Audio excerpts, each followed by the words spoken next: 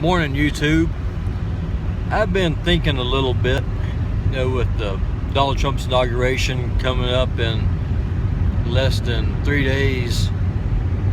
I can't help but think about this whole spat that has come out between him and John Lewis and people in the civil rights community and all this other foolishness.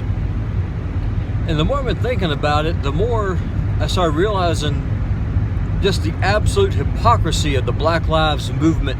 And I want to kind of explain to y'all what I mean by that today. Black Lives Matter, at its core, is a organization protesting what they say is the monopoly of force by state and local police against people of color, specifically black people, and if you want to narrow it down even more, predominantly against black men. Say that black men are hunted down and they are killed or abused, often with really any real reason behind the police action.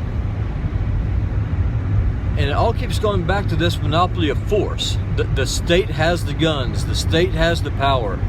The state has the power to pull folks over, drag them out of your car, wrongfully imprison you. They have the right to beat the hell out of you or even kill you. And so this all keeps coming back to me, to the gun control argument. Because oftentimes the same folks who are involved in the Black Lives Matter movement are staunch gun control advocates. What gun control teaches is that you and me are too irresponsible to own a firearm, and that only the state should be allowed to have firearms. The state should have a monopoly of force. That goes completely against the narrative of the Black Lives Matter movement, but says that the state has a monopoly of force, therefore it is abusive. You cannot have this both ways.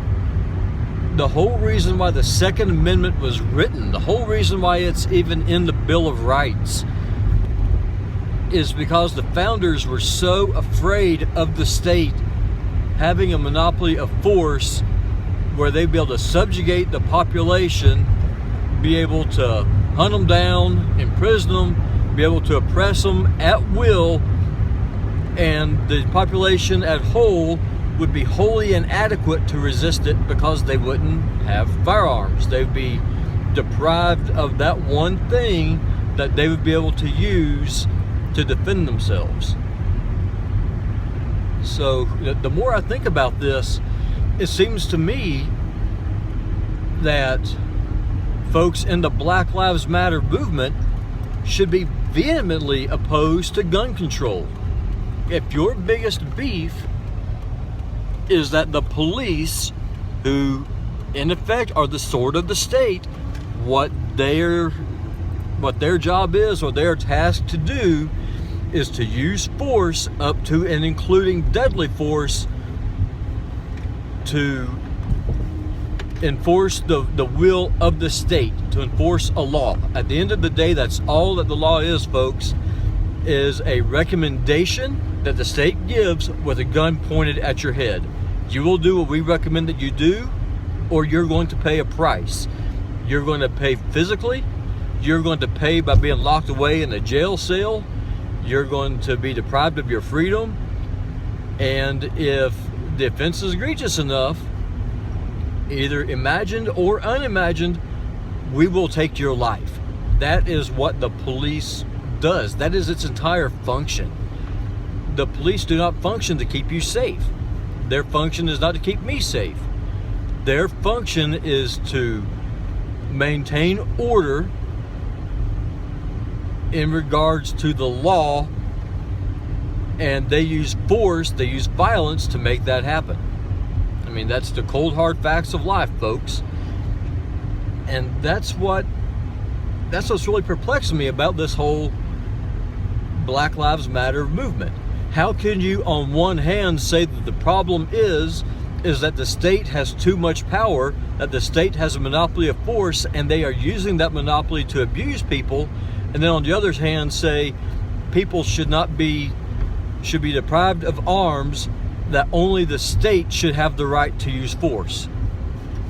I can't understand that. And I'm hoping that it's thought-provoking for you folks as it was for me. I hope that you like this video. I hope that you share it. And I really hope that that people will comment on this. I would like to get a conversation started. I'm just trying to understand where how it all works. And again, I appreciate your viewership. I hope that you found this video of any kind of value. I hope it was thought-provoking, because I know that's something I've been mulling around, like I said, and it's a paradox, and I think that's something that the left has to answer. Well, this is Misplaced Rebel. I am signing off. Hope you folks have a great day, and I will see y'all on the flip side. Keep between the lines.